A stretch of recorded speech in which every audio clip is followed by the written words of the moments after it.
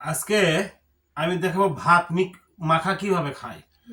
গতকালকের সাদা ভাত ছিল, পেঁচা হয়ে গেছে, তো মনে করেন পেঁয়াজ মরিচ দিয়ে মাখে খাবো, এতই স্বাদ লাগে আমার।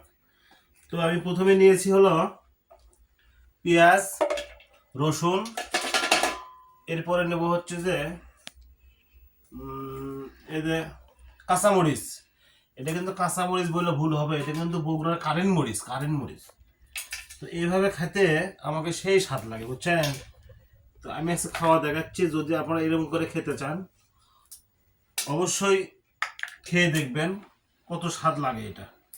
তো মরিচ নিলাম, মরিচ নিয়ে এগুলো মাখতেছি। তারপরে নেব পরিমাণ মতো নেব লবণ, লবণই তো নাই, হ্যাঁ পরিমাণ মতো লবণ নিব।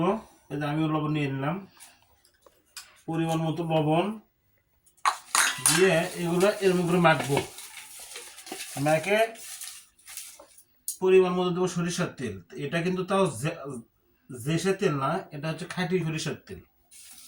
নিয়ে এর ভিতরে আছে হলো রসুন, কাঁচা রসুন, পেঁয়াজ, শুকনো মরিচ বলতে কারেন্ট মরিচ লাগবে, তাও স্বাদ যদি পেতে চান অবশ্যই কারেন্ট মরিচ লাগবে। এগুলো নিয়ে এইভাবে মানে মিহি করে মাখতে হবে। তো আমিও মিহি করে মাখতেছি। হ্যাঁ, বিষয়গুলো আসলে যারা এই ধরনের খাননি কখনো খেয়ে দেখবেন, আমার মুখে সেই স্বাদ লাগে, আপনাদের কেউ ভালো লাগবে আশা করছি। দেখেন মরিচ আমি কিন্তু অলরেডি গুলে নিছি, কি সুন্দর কালারটা আসছে। তো মিহি করে মাখতেছি, তো মিহি করে মাখার পরে এখন নিব আমি আমার যতটুকু খাবো অতটুকু। তো সাদা ভাত না কিন্তু, এটা সাদা পোলা। এই সাদা পোলা নিয়ে দিলাম, এখন এটা মাখবো। আমি মাঝে মাঝেই পোলা হলে আমি এটা খাই, আমার খুব ভালো লাগে। তো আপনারা যদি কখনো না খেয়ে থাকেন তো অবশ্যই খাবেন, খাইয়ে দেখবেন কতটা টেস্টফুল একটা খাবার। তো আমিও খাচ্ছি। এই যে দেখেন, এটা ছিল সাদা, আমি মাখলাম, মাখার পরে হয়ে গেল হচ্ছে যে লাল। এই যে কত সুন্দর কালার আসছে দেখুন।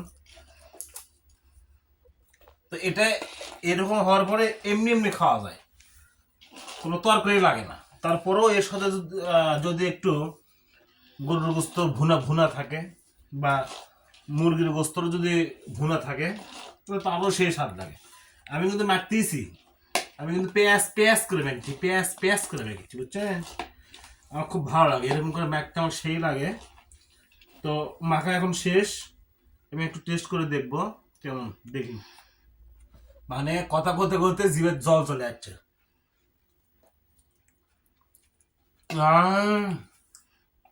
মনে হচ্ছে অমৃত খাচ্ছি, অমৃত। তো খাবারটা কেমন লাগছে অবশ্যই কমেন্ট বক্সে জানাবেন।